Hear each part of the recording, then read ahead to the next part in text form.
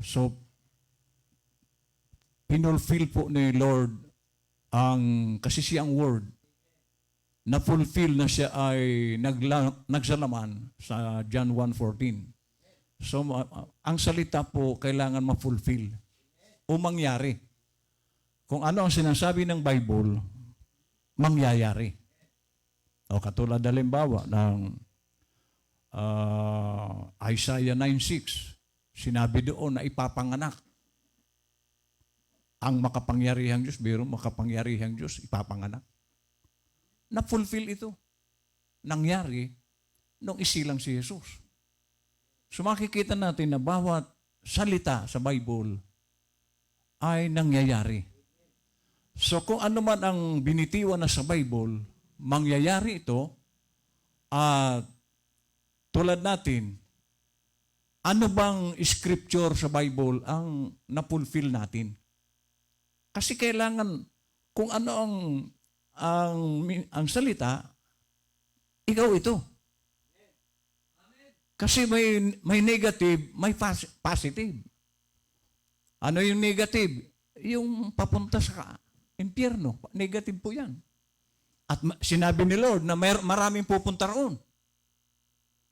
So ang tanong, anong scripture na ang pinapapila natin ngayon?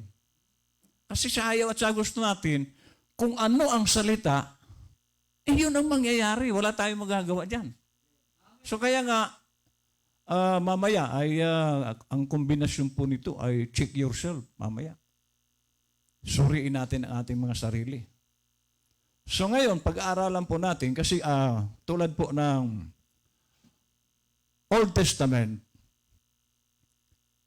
ang fulfillment ng Old Testament is the New Testament. Lahat ng nakahula doon sa Old Testament, na-fulfill sa New Testament. Lahat yun. Kaya nga, noong pumasok na ang New Testament, na fulfillment na ng Old Testament, sinarado na rin yung law. Kasi noon law yun Old Testament. So pagpasok ng New Testament, dahil na fulfill na ito, nagbukas ng panibagong testamento na ang salvation hindi na law. Ang salvation ay grace sa pamamagitan ng pananampalataya. Kaya kahit na sumunod ka sa law, yung 10 Commandments, pero hindi mo sinasampalatayanan si Jesus sa New Testament, useless ang pagsunod mo. Kasi bagong na ito, bagong kubinante. So, ngayon, ang New Testament, sabi ng propeta sa Hidachimyo, paragraph 24, ang New Testament, close na rin ito. Close na ito. Ibig sabihin, may bago kayong testamento na siya namang fulfillment ng lahat magmula sa Old Testament hanggang sa New Testament, fulfillment itong testamento ngayon na bago. So kaya hahanapin po natin ngayon anong scripture. Kasi naalala nyo yung Luke chapter 4 verse 18 nang nangangaral si Jesus Christ noon. Nagsalita siya na this scripture is fulfilled. Kasi binanggit niya doon yung kanyang gagampanan sa Luke 4:18. So ibig sabihin, bawat nasabi ng Bible na gagampanan ni Lord, mangyayari. Amen. Okay, ngayon. Magbubukas po tayo ng Kasi tingnan niyo po ang apostol. Ang heroes of faith. Ang mga mananampalataya sa panahon ng Dark Ages ay pinagpapatay. At sabi ng propeta, umabot sa 86 million ang pinatay ng mga Katoliko. Ng mga Kristiyano, ha? So, scripture nila yon. Script nila, patayin ang 86 million. Panahon ni Hitler, scripture ng mga ni Hitler, kasi si Hitler po, German, puro Katoliko din ang tao sa German, karamihan. Ang pumatay din sa mga Hudyo, Katoliko. Sa panahon ni Hitler. Script nila yon na sila ang papatay sa mga Hudyo. Kaya, i-check natin ngayong umaga, ano ang script mo sa Bible? Kasi hindi ka dyan makakaalis. Diyan ka na kasi. Iyon ang script mo. Kaya kung ang script mong ginagampanan ngayon ay negatibo, kasi yan ang script mo. Wala kang magagawa kung ikaw ay patungo sa impyerno. Wala kang magagawa. Kasi predestination po ito. Kaya tingnan natin ang ating mga buhay. Anong script ba ang ginagampanan ko? Kasi ang pamagat nito, fulfilling our script, our scripture. Ano ang ginagampanan mong script ngayon? Kasi talagang wala kang magagawa. Halimbawa, kasi alam niyo ba na ang ating sabi ng propeta, the soul is the nature of the spirit. At alam natin ang espiritu ang nagbibigay buhay sa alaman. So kung ano ang karakter mo, kasi yung soul is your character. Yung soul mo makikita ito sa ginagampanan ng laman mo. Kasi ikaw yun. Pinakikilos ka ng soul. So anong kilos ang ginagawa mo ngayon? So kaya nga, tingnan natin, ano ba yung script ko dito sa lupa? Ano ba, ang script mo ba ay tapat na lingkod? Makikita ito sa iyo. Pero kung ang script mo, umupo lang, yun din, kasi ikaw yun eh. Hindi mo yun mababago dahil ikaw yun. Yung kung anong ginagawa mo, ikaw yan. Ganon lang ito kalinaw. Amen. Okay.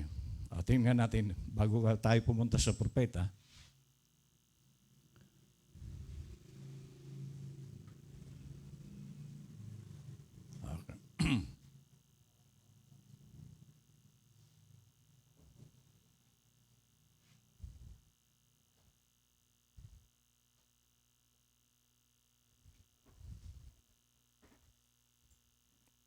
okay, ano po tayo sa ating pakikinig. Dahil ito pong ating panahon, Son of David, cleansing po ito. At kasama po ang higit sa lahat yan, yung katapatan mo kay Lord. Pag hindi ka naging tapat, baka negative ka. Amen? Okay. At alam natin, mga kapatid, na si Lord walang palakasan. Pantay-pantay ang tingin niya sa Kristiyano. Kaya kung ikaw ay hindi sumusunod, alam mo na kung ano ang dapat sa iyo. Kasi hindi po, malakas ako. Pagdating mo doon sa okay ako. Pag namatay ako, okay ako. Kasi malakas ako. Wala po ditong palakasan. Amen. So kaya kung tayo po ay totoo, makikita ito sa karakter mo. Okay, magbabasa muna tayo ng Bible. Okay, pakibukas nyo ang John 10, 1-5. Alin dito ang ginagampanan mo? John 10. Verse 1-5. Ayan. Katotohanan sinasabi ko sa inyo, ang pumapasok sa hindi pintuan ng kulungan ng mga tupa, kundi umaakit sa ibang daan, ang gayon ay mga tulisan at magnanakaw.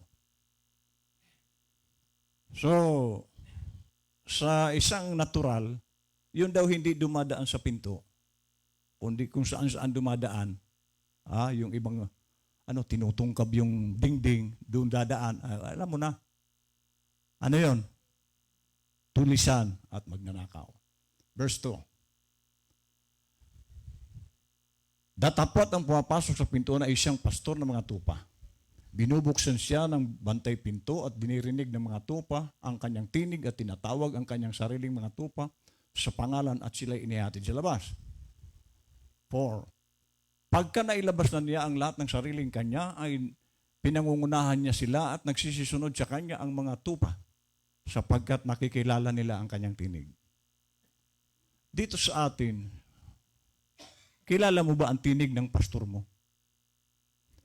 Dahil ang tupa, sumusunod daw sa pastor. Iyan ba ang scripture mo?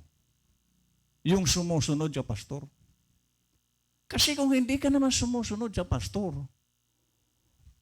sigurado, kambing. Yan po, ang kambing po, hindi po yan. So, kasi ang tupa po, kahit wala pong tali yan. Kung nakita nila yung pastor, sunod yan. Kilala kasi nila. Sa ibang pastor, hindi, kapag lumaki ang mga tupang yan doon sa nagpapastor sa kanya, iyon lang ang sinusundan niya. Iyan po ang script niyan, tupa. Tayo ba ito? Ito ba yung script natin na may sinasabi ang pastor sa pulpito? Lagi tayong nakasunod. Kasi kung hindi, kambing ang kalalabasan mo niyan.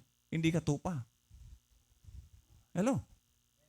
So kaya nga, lagi nating titingnan ang ating mga sarili. Anong scripture sa Bible ang sinusundan ko? Ikaw ba ito?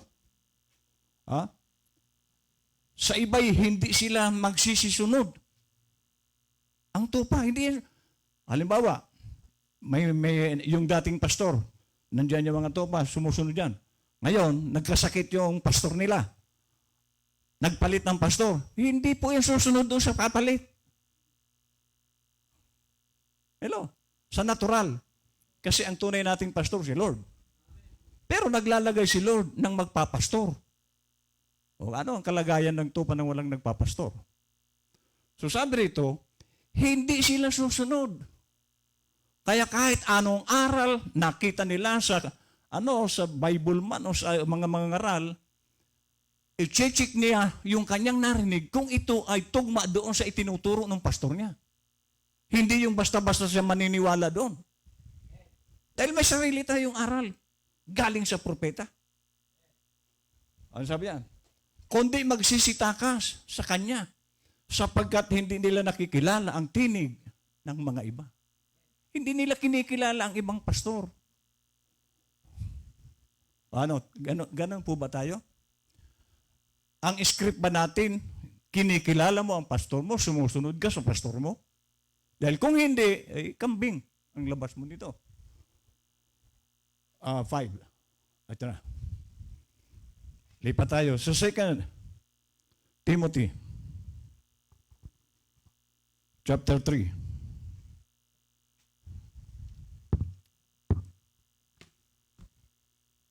Second Timothy.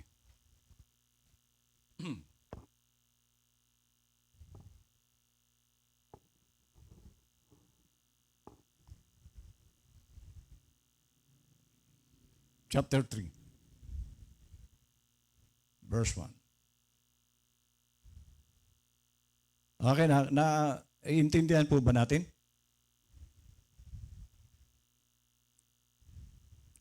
Okay. Sabi po rito, lagi natin itong binabasa. Dapat alamin mo ito, na sa mga huling araw ay darating ang mga panahong mapanganib. So ang scripture nagsasabi na mapanganib ang huling panahon. Ano, hindi ba natutupad ngayon? Kasi ito yung huling panahon. So kaya makikita nyo na ang Bible, hindi pwedeng hindi matupad yung scripture. Na sinabi ito ni Paul more than 2,000 years ago. Ito na ngayon. Ngayon, ano script ito? Sapagkat ang mga tao ay magiging maibigin sa kanilang sarili. Ano, hindi ba ito nangyayari ngayon? Script mo ba ito? O hindi? Na puro sarili. Kasi kung ang ginagampanan mo ngayon puro pansarili, ikaw ito. Ang script mo, hindi kay Lord. Kasi puro kang pansarili. At sinabi na darating ang araw, ang mga tao puro sarili. Hello, puro pansarili. Pamilya, lahat-lahat na. Pagdating kay Lord, ang gapo. At kung meron man, kapiraso lang para kay Lord. So, tingnan nyo, ano ba ang sinasabi ng Scripture? O kung hindi naman ikaw ito, ay tiyak, mahal na mahal mo si Lord. Amen. May bigyan sa salapi. O ito. Lalo kung politiko.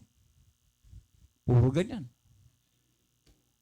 Sa Kristiyano naman, ipinagpapalit ang araw ng linggo dito. Yan ang totoo. Kaya, kung iyan ang ginagampanan mo, ikaw ito. Ibang klaseng scripture mo, hindi pang kay Lord. Mali ba ito? So, kaya nga, titingnan lang naman natin, anong scripture ang pinufulfill mo sa buhay mo? Kasi ang pamagat, fulfilling our scripture. Ano pa? Kubetos. Yung araw ni Lord, kukunin mo pa. Kubetos na siya. Yung kay Lord na ikapo, kay Lord yan, kinukuha mo. Hindi ba ito nangyayari ngayon? So, kaya, tingnan natin, ano ba itong ginagampanan ko ngayong scripture? Kay Lord ba itong ginagampanan ko? O kay Satanas? So, kaya lagi, ito, ulitin ko ito.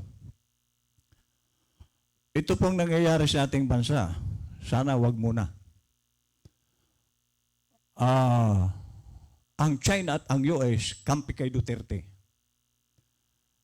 Hindi natin alam, baka sumikla bigla ang digmaan. Amen. Sana hindi muna. Pero wala tayong magagawa kasi sinabi ng Bible, merong Third World War. At every 2,000 years may nangyari. Mula isilang si Lord hanggang ngayon, 2020, 2020 years na. So lumampas na tayo ng 25 years sa 2000. So, anytime pwedeng mangyari ito. Ang tanong ngayon, saan ka kaya patungo? So yan ang ano natin, saan ako kaya patungo sa oras na yan? Pag sumabog itong mundo. So kaya po ito ang ating laging itinuturo, karakter, kasi hindi ka po makakarating doon sa lugar ni Lord na hindi mo naayos ang karakter mo dito sa lupa. Akala natin, dumadala ako sa bukid kay Pastor Labalan, okay na ako. No. Dahil maski ako, sinisikap ko sundin ang kalooban ng Diyos. Amen. So kaya nga, anong script? Halimbawa ako, anong scripture ang ginagawa ko ngayon, napufulfill ko? Alagaan ang mga tupa. Ginagawa ko yung scripture ko. Manalangin, magpuri lagi. Kasi scripture yan ng Kristiyano. Kung ikaw, paghiga mo sa banig,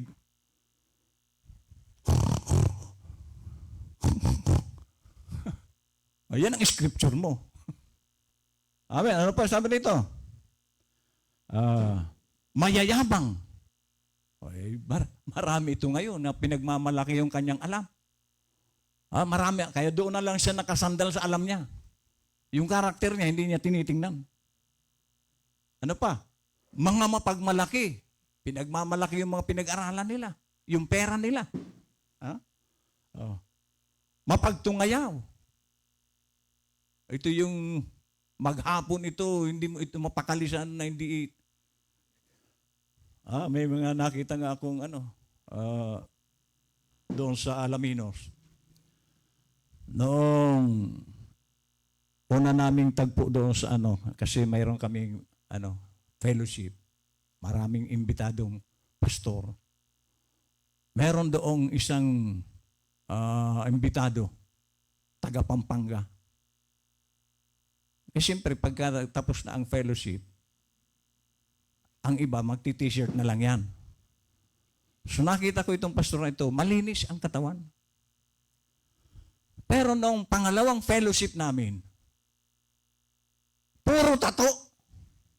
Pastor. So makikita nyo na, hindi po lahat ng pastor matino. Hello?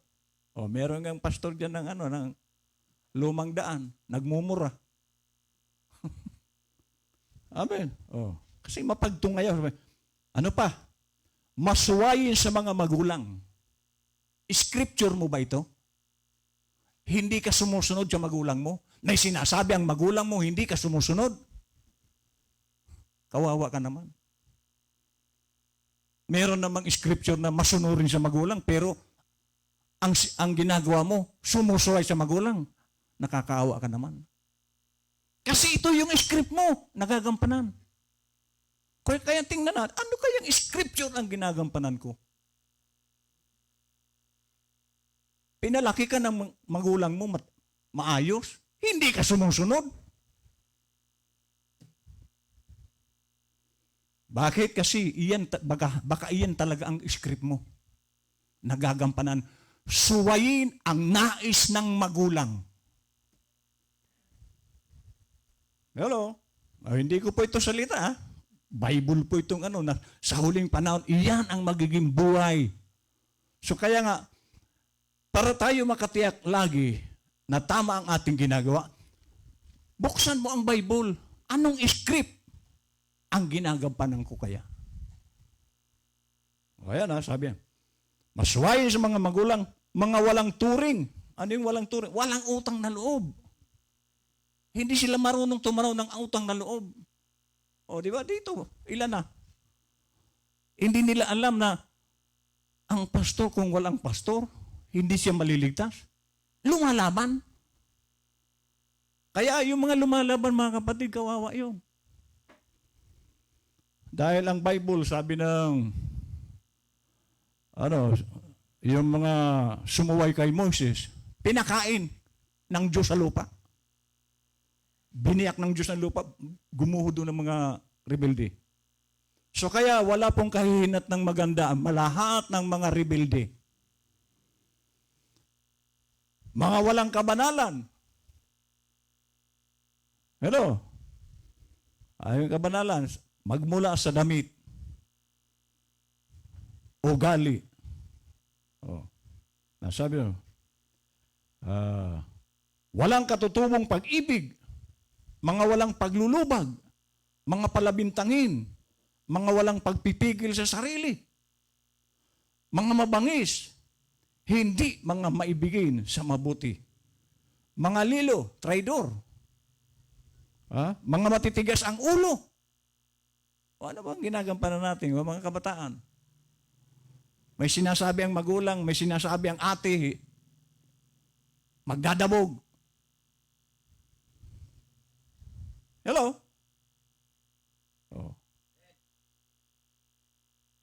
Mga palalo, mga maibigin sa kalayawan, kaysa sa mga maibigin sa Diyos. So, saan doon ang ginagampanan natin? Maibigin ba tayo sa Diyos? O puro sarili? Amen. So, ito po ay pinapaalala sa atin ng Bible. Isa pa, bago tayo pumunta sa propeta. Revelation, chapter 22, verse 14. Ito na po yung dulo. Mapapalad ang naghuhugas ng kanilang damit. Yung damit po, karakter. Yung naglilinis daw ng soul. Okay. Upang sila'y magkaroon ng karapatan sa punong kahoy ng buhay. Script mo ba ito? Na ikaw yung naglilinis ng kaluluwa mo. Kasi sabi rito, magkakaroon ng karapatan sa punong kahoy ng buhay, sa tree of life. Sino yung tree of life? Jesus Christ. at makapasok sa bayan sa pamamagitan ng mga pintuan. Ayan. So kung ito ay script mo, sigurado ka. Ikaw yung naghuhugas. Kasi ang naghuhugas na sinasabi dito, body, spirit, and soul. Malinis. Okay. Ngayon, itong 15 naman, baka script mo ito. Halimbawa, kung ikaw ang nasa 14, mapalad ka kasi sinabi mapapalad. Amen?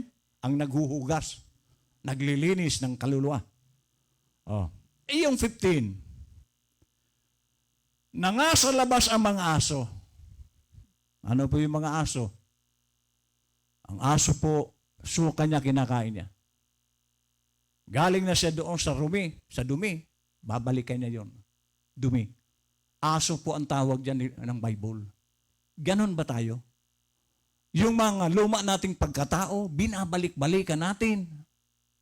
Aso po ang tawag dyan ng Bible. Ganon po ba tayo? So kaya nga, lagi nating tingnan, anong scripture ang ginagampanan ko ngayon? Amen? Ano pa? At mga manggagaway. Wala naman dito niyan na sorcerer. Ano pa? At mga mapakiapid, at mga mamamatay tao, at ang mga mapagsamba sa Diyos-Diyosan. Ayan po, Diyos-Diyosan. Kung kailan linggo, doon ka maglalaba. Kung kailan linggo, doon ka mamamasyal. Kung kailan linggo, kung ano-anong ginagawa mo. Mas inuuna mo yung kaysa kay Lord. Idolatry po yan. So, dito sa 14 and 15, alin dito ang ginagampanan nating script? Ikaw ba yung sa 14, naglilinis, or ikaw itong nasa 15, aso? Sana wala tayo dito sa 15. Wala dito ang script natin sa 15, kundi ang script natin, 14. Ngayon, yan po ang gusto kong makita natin para magkaroon tayo ng katiyakan na ako'y papunta nga doon sa lugar ng Diyos. Amen. Dito tayo sa prophet.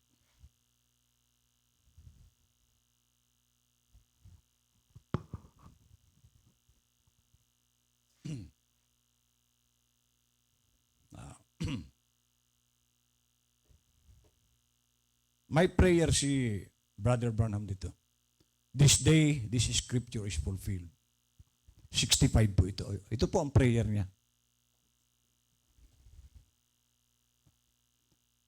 We ask you to hide us tonight behind the word. Blind us to the things of the world. Ano po ang prayer ni Brother Branham? Hinihiling po namin ngayon, gabi Panginoon. Sabi niya, na kami po ay itago mo ngayong gabi sa iyong salita. Bulagin mo kami sa mga bagay ng sanlibutan ito. Script mo ba yan? Nananalangin ka ba na, Lord, huwag ko nawang makita itong mga gawain sa sanlibutan? Ayaw kong sumausaw dito, Lord. Iyan ba ang prayer mo? Or ang prayer mo, bibili rin ako. Cellphone ni ano? Mas maganda ang bibilihin ko dyan. Parakupan. Naalala ko si Jackie noon kasi lagi po itong may bagong padalaang tatlo ang atin dito sa abroad. Kaya laging pinadadalhan mga stateside na gamit. Meron naman doon sa lugar ng papuntang Santa Barbara. Pag nakita si Jackie na may suot na bag na bagong may bag na bibili rin. Kung anong kulay. Nagkaroon si Jackie ng relong gold. Bumili rin. Kasi ayaw niyang masapawan. Si Jackie, laging binibigyan ng mga tatlo atin yan doon sa abroad. Hanggang sa nagkaroon yung taong yun ng galit kay Jackie. Na wala namang ginagawa si Jackie. Iyon ang script niya. Inggitira. Tayo, ano ang script natin? Kasi yan, sabi rito na, blind us to the things of the world. Yan po ang Kristiyano. Bulag na siya dito. Hindi niya nakikita yung kamunduhan na yan. Yung Hinebra, hindi niya nakikita yan. Yan po ang Kristiyano. Bulag na siya dito sa mga makamundong gawain. Hindi ka na dyan sasawsaw. Amen. Kaya nga yung cellphone nyo, iwasan mo nyo po ang ginagamit nyo sa kalukuhan, sa kamunduhan. Ngayon, kung ginagamit mo sa kamunduhan, baka yan ang script mo. Amen. Sabi rito, blind us to the things of the world and let us see Jesus. So, hindi ang sanlibutan, kundi laging si Lord lang. At ano si Lord? Word. Iyan ang lagi ng tinitingnan. Anong sinasabi ng Panginoon sa panahong ito? May there be a Mount Transfiguration experience among us tonight. Ano yung transfiguration? Yung pagbabagong anyo ng Kristiyano. Wala na yung dati niyang anyo. That we see no man save Jesus only. We ask it in His name and for His glory and a vindication of His gospel. Amen. Wala pa dyan. Fulfilling our scripture.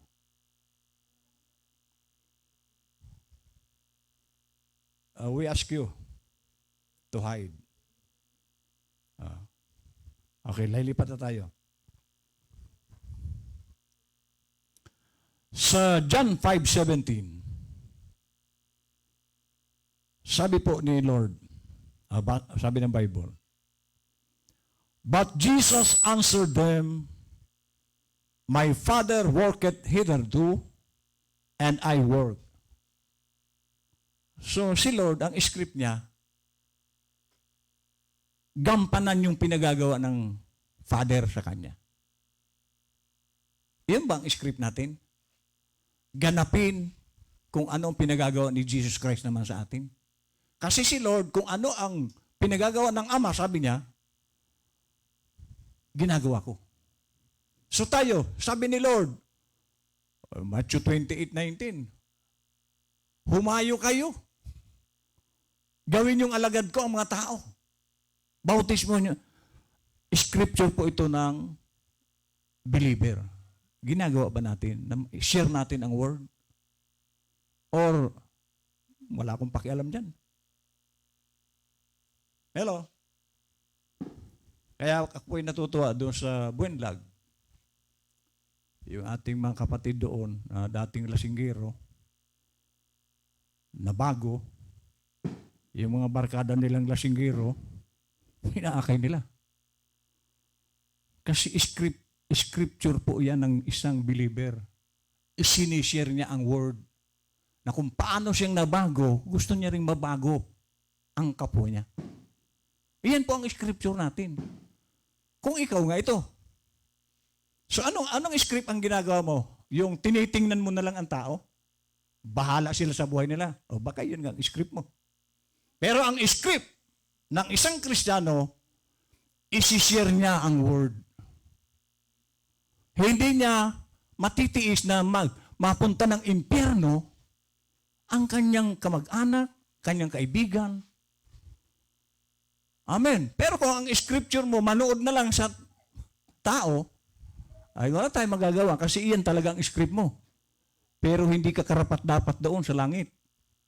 Kasi ang pupunta lang doon yung sumusunod sa salita ng Diyos. Amen. Hindi ko po yung salita. Binasa natin kanina sa Revelation. Yung kung sino lang ang pupunta sa langit at pupunta sa impyerno. Oh. Amen? Okay. Verse 18. Ayan. Therefore the Jews sought the more to kill him. Ayan. Iyon na yung scripture ng mga Hudyo kay Jesus Christ. Patayin. Wala namang ginagawa si Lord. Galit na galit sila. Iyan po ang kanilang script. Magalit sa Diyos. Magalit kay Jesus. nang walang ginagawa. Script ba natin ito? Magagalit kay pastor? Anong dahilan bakit galit sila? Because he not only had broken the Sabbath, but said also that God was his father, making himself equal with God. Ang dahilan pala kung bakit nagagalit ang mga tao kay Jesus Christ, kasi sinasabi ni Lord na equal sila ng Diyos. O, ngayon mo sabihin yan. O, kasi sabi ni Lord, I and my Father are one. O, di ba ganun din tayo? Jesus and I are one. O, sige, sabihin mo sa mga tao kung hindi sila magalit sa iyo. Amen. So, may mga tao, ang script nila, galit sila. Ano katulad po ngayon? Okay, hindi ko kinakampihan si Duterte dahil politika po yan. Pero nakita ko po ang record ni Duterte kahapon ba yun o nung isang araw. Ang dami niyang nagawa. Kaya nga sa lahat ng sulok ng mundo, ay nagagalit sila sa pagkaka-aresto kay Duterte. Amen. Ano ba ang kasalanan ni Duterte? Kasalanan ba yung nilinis niya ang bansang Pilipinas? Na marami ang natutuwa? Pero dahil sa script din nila ang magalit kay Duterte, na ginagampanan nila. So, kanya-kanya po itong script dito, maging sa natural. Script nila yon. Usigin ang gumagawa ng ikagaganda ng bansa. Wala tayong magagawa. Script nila yun. Script din ni Duterte, mahuli. Amen. Pag-pray na lang natin. Kasi sa totoo lang, sa lahat ng Pangulo ng Pilipinas, the best yan. Although hindi ko kinakampihan dahil pero ang inaano ko lang, yung kanyang ginawang kabutihan sa bansa natin. 19. Then answered Jesus and said unto them, Verily, verily, I say unto you, the Son can do nothing of himself, but what he seeth the Father do. For what things soever he doeth, this also doeth the Son likewise. So sabi ni Lord, sumagot siya, katotohanan sinasabi ko, ang anak ay walang magagawa sa kanyang sarili, kundi kung ano lamang ang kanyang nakita sa Ama, ang kanyang gagawin. So kung anong gawain ng Ama, iyon din ang aking gawain. So tanong, yung gawain ba ni Lord, gawain mo rin? Kasi ang script ni Jesus Christ, kung ano ang gawain ng Ama, gagawin niya. Tayo naman, ginagawa mo ba ang ginagawa ni Jesus Christ? Kasi sabi niya doon sa John 14 verse 12, ang sumasampalataya sa akin, gagawin din niya ang mga ginawa ko at higit pa rito.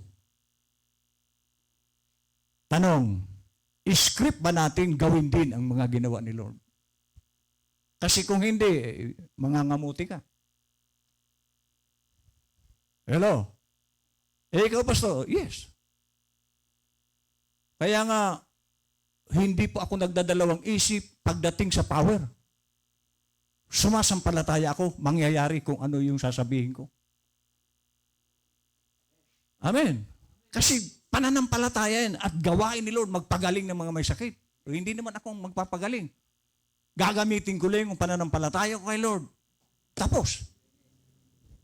Kasi maski si Lord, hindi lahat ng may sakit gumaling. Ang gumagaling lang sa panahon ni Jesus Christ, yung sumasampalataya. Hindi lahat. Ganon din ngayon. Kung ang isang tao hihingi ng prayer kay pastor at sumasampalataya yan, gagaling yan. Saan kagalingan ng tao doon sa pananampalataya niya? Hindi ako. Sino ako? Dati rin akong buhangos. Amen. Ito na, mabigat na sinabi ni Lord. John 10:30, I and my Father are one. Kaya mo bang sabihin yan? I and Jesus are one. Hello? Then the Jews took up stones again to stone him. Jesus answered them, many good works have I showed you from my Father. For which of those works do you stone me? Oh. So yung mga nung sabihin ni Lord na siya at ang Ama ay isa, nagalit. Kumuha ng mga bato at babatuhin siya. Sabi ni Lord, marami akong ginawang mga bagay mula sa Ama. Alin doon ang dahilan para batuhin niyo ako? Alin doon sa mga bubuting ginawa? Doon niyo ako babatuhin. Alin doon? Anong sabi niya? The Jews answered him, saying, for a good work we stone thee not, but for blasphemy. And because that thou being a man makest thyself God. Tao ka lang, sasabihin mo, Diyos. Ngayon mo sabihin sa iba, ako'y Diyos. Baka hindi ka lang batuhin. Baka pakuluan ka sa kawa. Amen? Jesus answered them, is it not written in your law, I said, ye are gods? Nasa Bible pala lahat ng tao. Kasi yung nagdadala ng salita ng Diyos, God po ang tawag nila noon. Ay nagdadala rin siya ng salita. Kaya, at may karapatan siya, dahil siya at ang Diyos iisa yan. Ito. The flesh can't be God. Hindi pala pwedeng maging Diyos ang flesh. It will never be God. When God get in that flesh, becomes equal to God for a season, as long as God was living in you, walk with you. So, hindi ito kailanman magiging Diyos. Flesh ito kasi ang Diyos po hindi nakikita. Pero sabi niya, kapag ang Diyos pumasok dyan, nagiging Diyos din siya for a season. Hindi po sa lahat ng panahon, Diyos ang flesh. Diyos yan, kasi tingnan nyo, ang tao pong kinalalagyan ng Diyos, kahit armalaitin mo yan, hanggat hindi lalabas dyan ang Diyos, hindi po yan mapapatay. Hello? Pero pag lumabas na dyan ang Diyos, natinik ka lang ng bangos, patay ka. Kasi lumabas na ang Diyos. Pero hanggat nandyan ang Diyos, dahil co-equal mo ang Diyos, hindi ka po pwedeng patayin. Pero, for a season, sabi rito, as long as God was living in you, walk with you. When this flesh is converted, all you have to eat is submit all it to God. So, yan po ang script ng isang taong converted. Pag ang tao daw ay converted, isusuko niya ang kanyang buong buhay sa Diyos. Amen. Isusuko niya yan. Lahat. Hindi katulad nung sa Alaminos ako. Nung ituro ko yung, Brother Dick, tinuro ko yung si Abraham na sa lahat ng nag-alay kay Lord, ang pinaka-the best na alay, si Abraham. Bakit? Kasi inalay niya mismo ang anak niya. Talagang tuturukan niya na ng kutsilyo ang lalamunan para sunugin na. Kaya lang, sinaway siya ng anghel. So sabi ko, kaya niyo ba ang ginawa ni Abraham? Na kahit anak niya, kaya niyang ialay. Ay mayroong sumigaw. Pastor, ako, kaya ko. Kaya mo? Oo, Pastor. Kung kaya mong ialay ang anak mo, kaya mo rin bang ialay sa Diyos yung sigarilyo mo? Ay, wag ito, Pastor. Lito lang libangan ko . Paano mo maiaalay ang anak mo. Sigarilyo, hindi mo maiaalay sa Diyos. Hindi mo maibigay. Hindi mo bitawan. Di ba kasi nungalingan yon? Amen.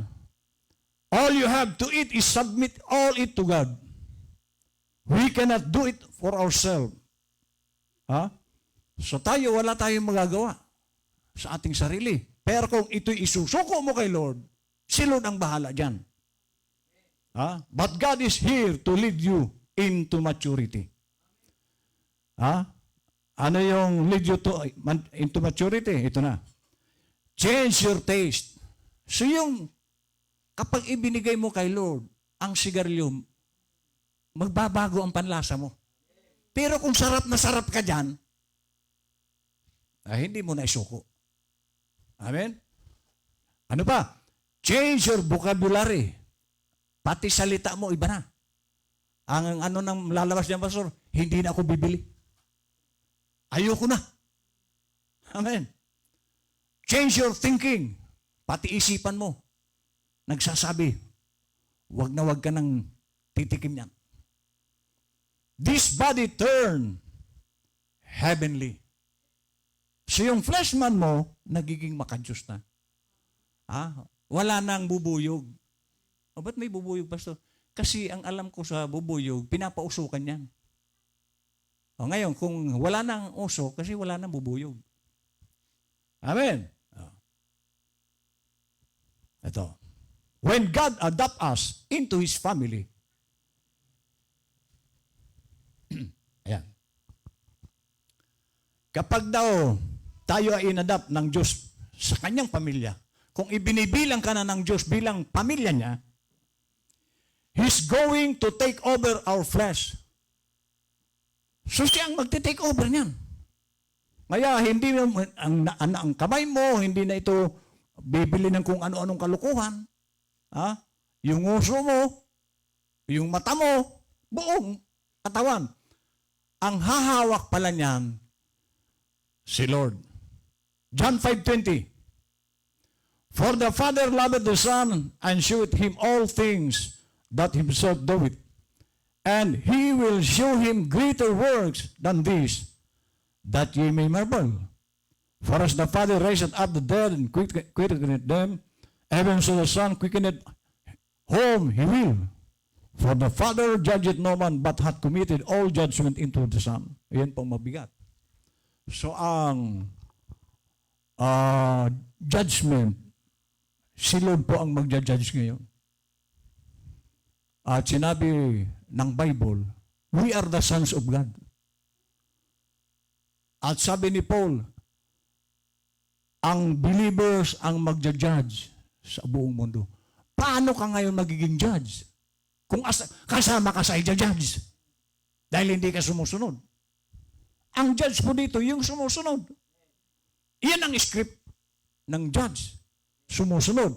So kung ikaw ay hindi sumusunod, kasama ka sa hahatulan. Hahatulan kita sa araw na yon. Hello? Judge the people by their fruits. Ayan. Kung ano ang ginagawa mo, doon kay hatulan. The fruit is the word for our day. Ito. Jesus Christ is our pardon. So ang kapatawaran natin, si Lord. A real pardon. And He signed it with blood at Calvary's Hill. Mabigat ang kanyang pardon. Ang pagpapatawad sa atin ng Diyos. Pinirmahan ni Lord. Di ba? At ang pirma niya, dugo, nung mamatay siya sa Kalbaryo. So kaya ang salvation ng isang totoong Kristiyano, sigurado. Kaya yan ang sikapin mong maging totoo kang Kristiyano. Amen. Kasi merong pardon. Amen. Alam niyo ba ang pardon? O diyan, nangyayari po diyan sa gobyerno. May mga sentensyado diyan. Kung ilang taon. Pero pag binigyan yan, at halimbawa, kasi ang nagbibigay po ng pardon, presidente. kahit ilang taon ang pagkakakulong niya. Pag gumawa ng sulat ang presidente na halimbawa si ganitong pangalan ay pinapatawad, pardon, signed by the president, palalayain po yun. Walang hindi magpapalaya doon pag nabasa nila, pinirmahan ng presidente ang pardon. So dito, permado na ni Lord ang kapatawaran ng totoong Kristiyano. Sigurado ka ba? Kasama ka ba doon sa napardon ni Lord? Kasi kung totoong ikaw ay napardon na ni Lord, bakit hindi ka nagbabago? Kasi ganito, meron po ditong, nung nagtuturo ako dyan sa mga laya, yung mga tawag doon, probation, nakaka-living out sila, or binibigyan na lang sila ng malaya sila, pero magre-report sila twice a month. Ako po ang nagli-lecture dyan sa mga preso. Merong, yung head nila, kasi meron akong kasamang preso na inaalagaan namin ni Jackie na para wag gagawa ng kalukuhan dahil baka ibalik siya sa kulungan. Kausap ko yung head nila, sabi sa akin, kaharap yung tao. O ayan na, sabi sa akin, Pastor, itong taong ito, sabihin mo lang kung meron siyang gagawin na hindi tama, i-report mo sa akin, ibabalik ko yan sa Muntinlupa. So yung pardon, pag gagawa ka pala ng kalukuhan, babawiin. Hello? At ibabalik ka sa kulungan. So kung may pardon si Lord dito, pinardon ka, hindi ka naman nagbabago. O yan ang isipin mo ngayon. Paano mananatili sa iyong pardon ni Lord? Hindi ka nga nagbabago. Amen. Ngayon, gusto niyo bang makita kung bakit hindi nagbabago ang tao? Yan ang mga Revelation 22.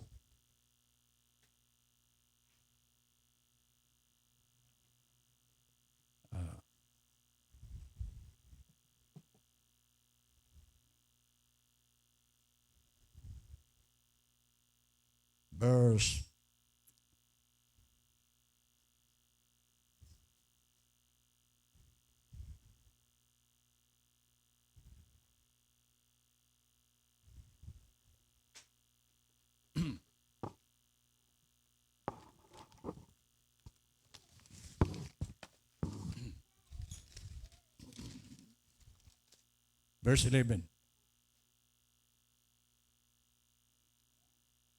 Ipakikita ko sa inyo kung bakit marami pong hindi talaga magbabago. Hinding-hindi na po yan magbabago. Sabi po ng Bible, bakit? He that is unjust, let him be unjust still. Tagalogin natin. Ang mga liko ay magpapakaliko pa. At ang marumi ay magpapakarumi pa. At ang matuwid ay magpapakatuwid pa.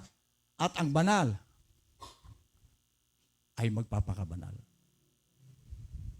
Last book of the Bible po yan. Revelation 22. Ano ang sabi niya? Yung mga liko, lalo pang liliko yan. Ibig sabihin, mananatili na siyang liko. Mananatili na siyang hindi susunod. Kaya hindi po ako nagtataka, bakit hindi ito nagbabagong taong ito? Prophecy po, iyan po ang script niya, hindi na talaga yun magbabago. Kahit anong aral ang gawin ko rito, pag uwi, ganon at ganon pa rin. Hindi magbabago. Bakit sinabi ng Bible yan? Ganyan na yan. Hello? Pero yung banal naman, lalong magiging banal yan. Script mo ba yun? Yung righteous, matuwid, magpapakatuwid. Pero yung, kaya nga, kung ikaw ay naglalasing, hindi ka na po dyan makakalaya. Kasi iyan ang script mo. Script mo yan. Hello? Ngayon, baka sakali ngayong narinig mo ito, magbago ka pa. Hello? Pero kung hindi ka na talaga nagbabago, kasi iyan talaga ang script mo, mananatili ka na dyan sa buhay mong yan. At nakakaawa ka pagdating ng araw na sisingilin ka na ng Panginoon. Ngayon, bakit natin ito idinidiin? Kasi kung maari, ayaw kong merong mapahamak. Amen. Masakit din sa pastor yung biro mo, inalagaan mo, napahamak lang. Kaya gagawin kong lahat ng pangangaral na kahit masakit. Dahil ang layunin ko, iligtas ang tao. Kung ang pagtuturo mo rito, haplos, di lalong okay lang pala kay pastor. Dagdagan ko. Pero kung masakit ang aral, marami ang tumitino. Tulad ng ating Pangulong Duterte. Nung kamay na bakal ang ginamit niya, milyon ang sumuko na drug addict. At nagpasalamat sila ngayon dahil nawala yung pagka-addict nila. So dito, yan din ang ginagawa natin. Kamay na bakal. Na ang layunin po nito ay sa kaligtasan natin. May napulot ba tayo? No. Okay. Pwede na po tayo magkape.